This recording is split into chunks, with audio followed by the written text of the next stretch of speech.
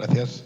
No, yo creo que es obvio que no estamos satisfechos con la política del Ministerio, no porque esté usted en el cargo, sino porque muchas de estas preguntas son incluso anteriores a que usted estuviese en el cargo, sino porque no estamos satisfechos. ¿Que hace cosas positivas? Obviamente. Está un reloj parado las 2 veces al día a la hora correcta, ¿no? ¿Que se podría hacer más? Obviamente. Y por eso estamos aquí, para exigirle, intentar que tome nota de nuestras reivindicaciones para que intente hacer más de lo que se hace, porque pensamos que efectivamente se puede hacer muchísimo más de lo que se hace. Y eso no es despreciar lo que se hace, es decirle que se puede hacer muchísimo más.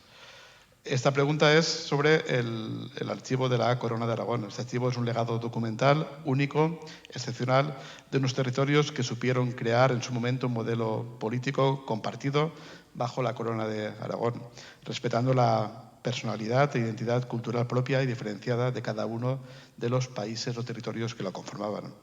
Eso que a algunos les gustaría ahora uniformizar bajo el prisma del nacionalismo español, bajo ese prisma rancio de buena parte de la derecha centralista, uniformizadora, en la que no le incluye usted, obviamente, pero sí a buena parte de los varones de su partido.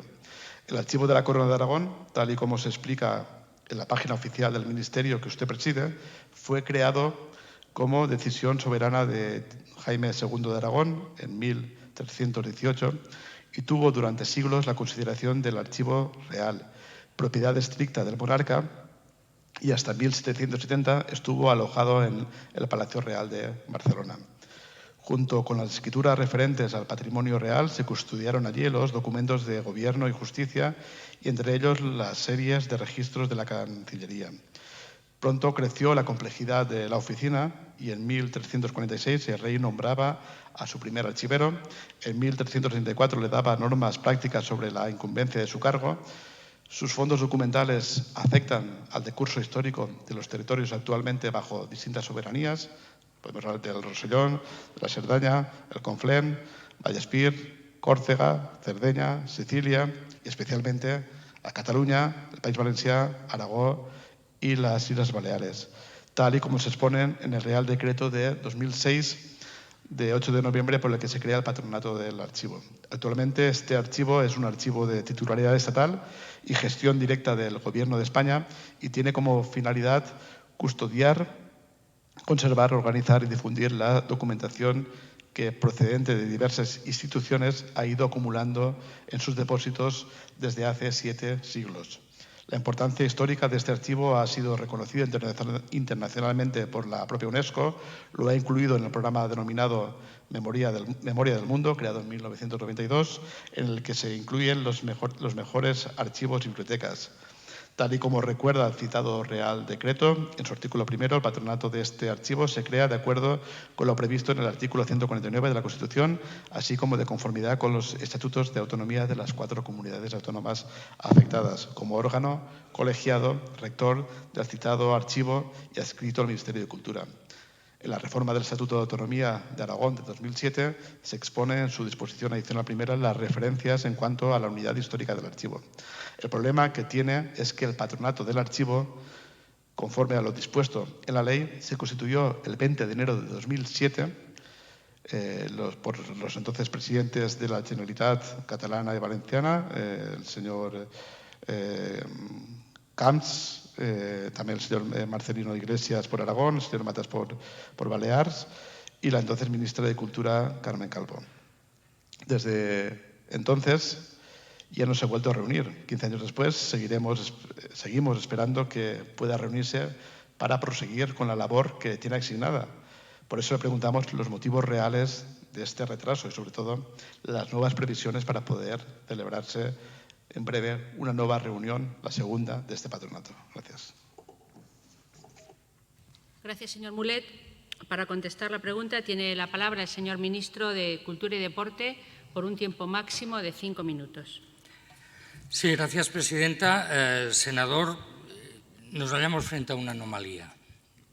El patronato del Archivo de la Corona de Aragón se tendría que haber reunido hace mucho, mucho tiempo.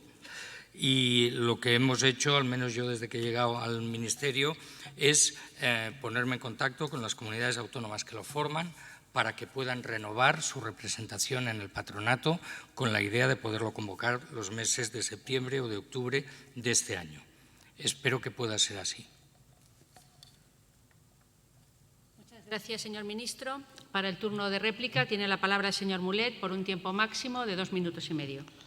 Gracias, pues yo también espero que sea así, porque ahora, desde que estamos en esta Cámara, hemos estado concatenando respuestas, no por parte de su gobierno, también de anteriores, que hemos visto que dan excusas, ¿no? Estamos hablando de 15 años. La última excusa ha sido la COVID, que sí, efectivamente, hemos tenido 2 años muy malos en los cuales se ha paralizado todo, pero es que son 15 años sin reunir este patronato. La última respuesta que nos daba de su gobierno es que la jubilación de un director, la vacante de un subdirector, la incorporación de 10 nuevos funcionarios, los compromisos por organizar la sede de una exposición europea, todos sonaban más bien a excusas, ¿no? Y son reiterados incumplimientos. Y la importancia de convocar este patronato no es simplemente un formalismo, es que estamos hablando que es el órgano, el único que tienen los cuatro gobiernos autonómicos para poder participar de este archivo. Son funciones del patronato aprobar el Plan General de Actuación Anual, llevar a cabo el seguimiento del grado y cumplimiento de los planes y programas, hacer efectivo las actividades que se precisen de apoyo institucional. O sea, tienen todas las funciones que pueden ejercer realmente las 4 comunidades autónomas.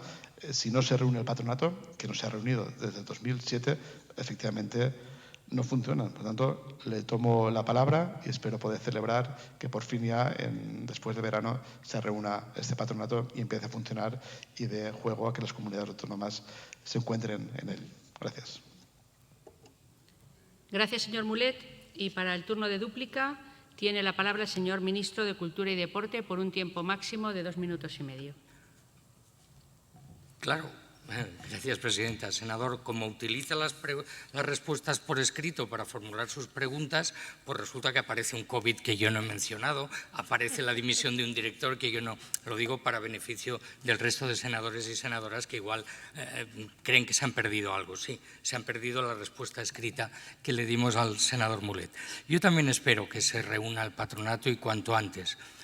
Y le digo una cosa que quizá no debería decir, pero yo tengo mucha confianza en la Cámara.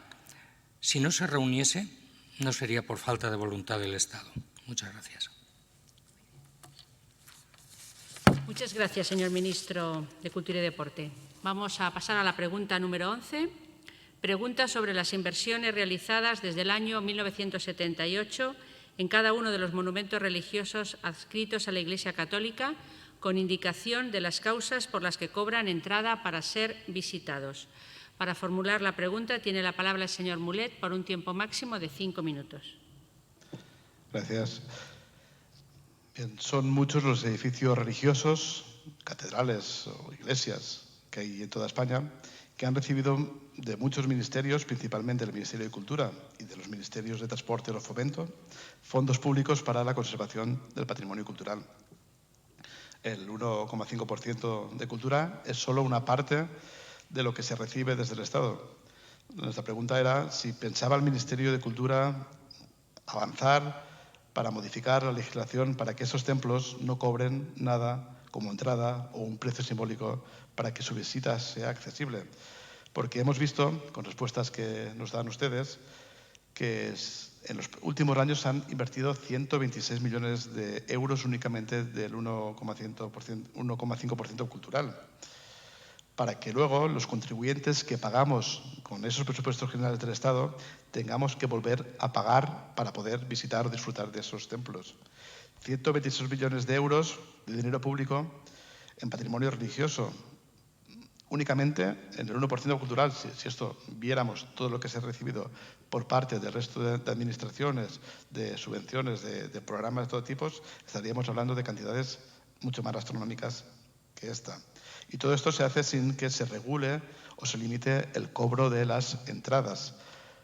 La Iglesia, por ejemplo, cobra 6 euros por persona para ver la Catedral de Lugo, 7 para ver la de Cádiz, 12 para ver la Catedral de Santiago, 5,5 para ver la de Cuenca, 8 para ver el Santo Cáliz de la Catedral de Valencia, 9 para visitar el Monasterio de Vallbona de los Monges, 12 para visitar la Catedral y Giralda de Sevilla, o 15,5 para ver la Mezquita de Córdoba, que encima es un bien inmatriculado, sin el más mínimo pudor por parte de la Iglesia.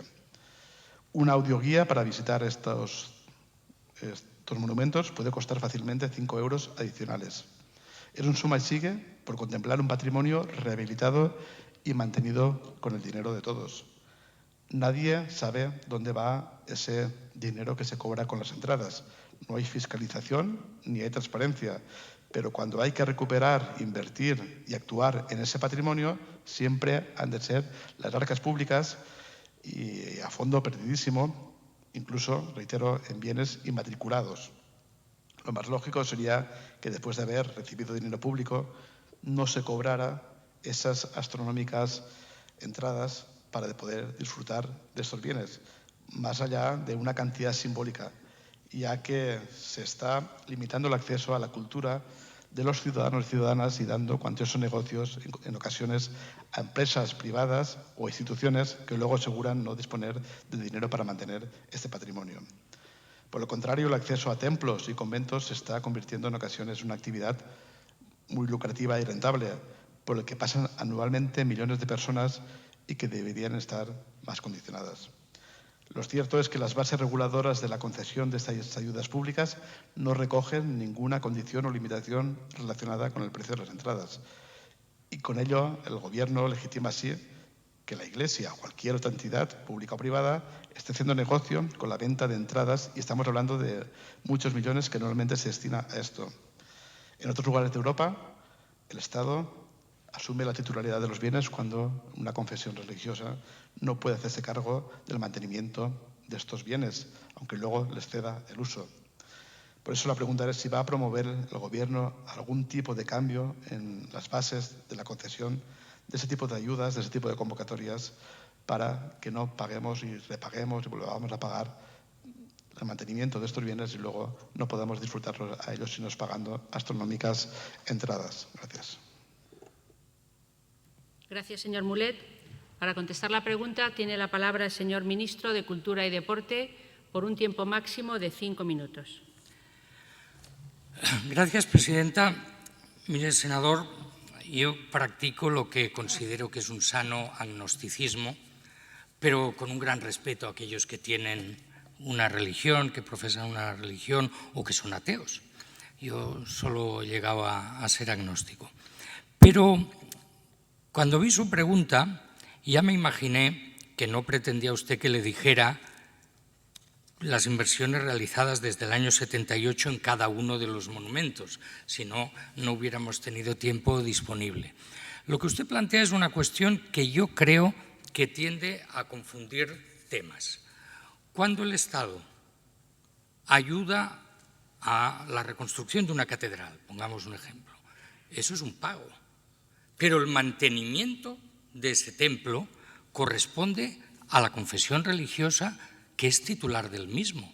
Por lo tanto, usted no puede decir, como usted ha ayudado y a mucha honra, a reconstruir, y nos falta todavía un pequeño detalle, pero que arreglaremos el año que viene, la Catedral de Burgos, no se puede pedir a la entrada un donativo o un ticket. Mire, no puede ser. Los donativos y los tickets son para la conservación cotidiana de los bienes, mientras que las inversiones que hace el Estado sirven para ponerlos en orden después de un deterioro importante. Entonces, cabría 2 o 3 posibilidades. Una, la consideración de que en los bienes que no son de titularidad del Estado no pongamos ningún dinero. Es una posición, no es la mía. Yo la verdad es que además ahora como ministro tengo el privilegio de visitar muchísimo y perder eso sería absurdo. Podríamos decir, no, vamos a incautarlos y que sean propiedad del Estado y el Estado organice allí pues algún tipo de actividad que justifique su uso. No me parece lo más adecuado. Si usted dice, hombre, es que hay precios prohibitivos, bueno, habría que ver caso por caso. En uno me ha parecido que decía 5, 6, 7 euros. Vamos a ver, yo que soy muy amante de lo público, sé que para mantener las cosas a veces hay que pedir una aportación. Había un blog de economía, muy polémico por cierto, que se titulaba Nada es gratis, y efectivamente nada es gratis, pero usted está mezclando lo que son subvenciones para la recuperación patrimonial con el funcionamiento cotidiano de esas instituciones. Yo creo que es una mezcla que no deberíamos hacer. En cualquier caso, debo decirle, estamos poniendo mucho dinero en restauración de patrimonio de titularidad de la Iglesia Católica, sí, y yo me alegro, porque no me gustaría que dentro de unos siglos vinieran unos electos a esta Cámara, que sin duda seguirá existiendo, y dijeran, como hubo unos que desatendieron sus obligaciones hace 3 siglos, no podemos seguir contemplando una joya como la Catedral de Burgos, que afortunadamente ha podido celebrar 8 siglos de historia. Por lo tanto, yo le pediría, no mezclemos lo que son aportaciones singulares en momentos de especial necesidad de recuperación patrimonial con el que es el subvenimiento, el mantenimiento cotidiano de una actividad. Los templos necesitan atención cada día, necesitan limpieza y eso requiere seguramente pues, algún tipo de aportación económica. ¿Cuál deba ser?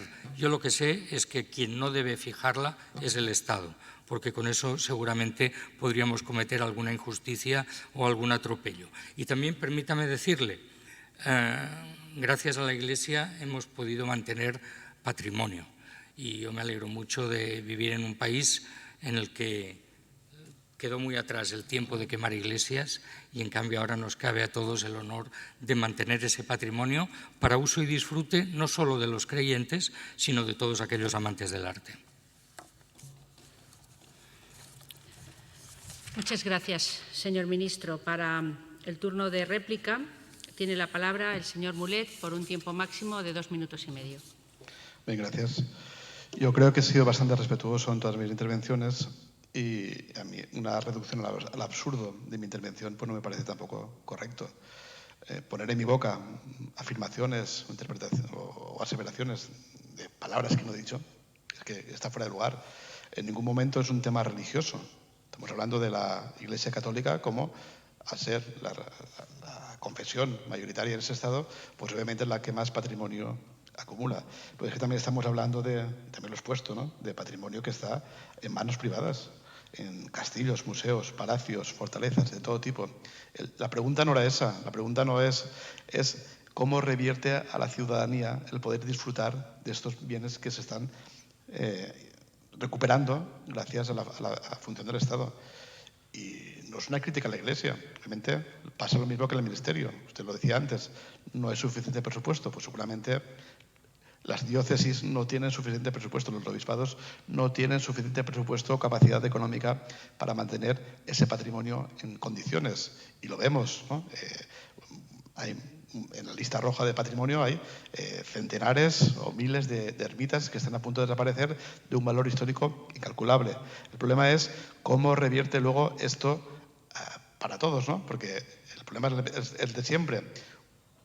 Querer acumular la titularidad para luego ser incapaz de tenerlo en condiciones y que tenga que ser siempre la Administración General del Estado, los presupuestos públicos, que se hagan cargo de mantener, de tener en condiciones unos bienes que si no desaparecerían y luego cuando quieras disfrutar de ellos pues tampoco tengas la capacidad porque cobran en muchos casos precios abusivos. Por eso yo sí que pedía algún tipo de regulación a la hora de aplicar este tipo de medidas, no únicamente para iglesias, también para fortalezas o castillos o lo que le haga falta.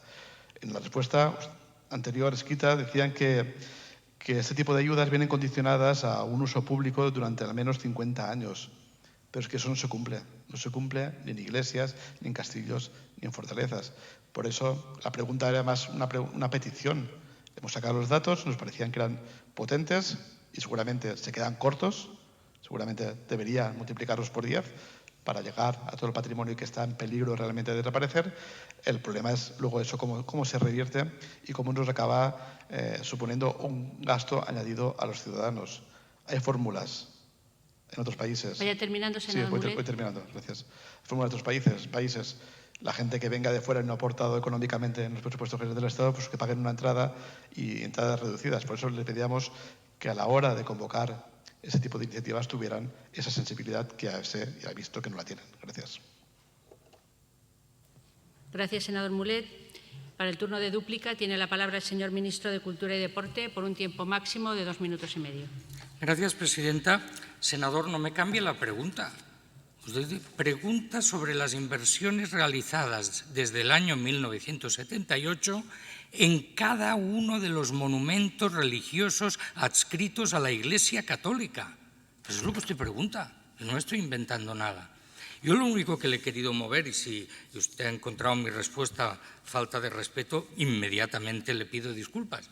Yo lo que le he querido es llevar a la reflexión sobre una cuestión que me parece obvia.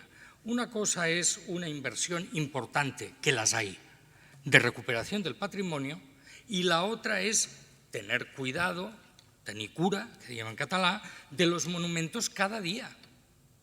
Entonces, el hecho de que en nuestro país gocemos de un gran patrimonio histórico de muchos siglos, en parte se debe también a que ha habido una confesión religiosa que lo ha mantenido. Pero para mí eso vale igual que para una sinagoga, que para una mezquita, que para cualquier obra que no tenga una confesión religiosa detrás. Y por lo tanto yo lo que le digo es no me mezcle el precio de una entrada con una inversión para recuperar patrimonio. Solo el hecho de conservarlo ya nos distingue entre otros muchos países. Si además lo restauramos y lo ponemos a punto y a disposición de todo el mundo, es nuestra obligación. Si usted considera que es perfectamente legítimo, dice, si una catedral ha recibido fondos públicos no puede cobrar entrada. Bueno, yo no lo veo así, pero respeto su posición y sin duda cuando usted traiga una iniciativa legislativa al respecto podremos discutirla. Pero le pido por favor, porque creo que no haríamos bien al debate, si unimos dos cosas que tienen poco que ver, las grandes inversiones y el mantenimiento cotidiano. Porque efectivamente, como es titularidad de la Iglesia, es la Iglesia la responsable de su mantenimiento cotidiano. Y también le he de decir, yo ya sé que ha sido un tema muy polémico, pero si algún gobierno ha intentado poner orden en los procesos de inmatriculación, ha sido este, que a usted seguro le parece poco, pero lo que le tiene que parecer es inédito, porque hasta que no ha llegado este gobierno, eso no se había producido jamás. Muchas gracias, señor ministro.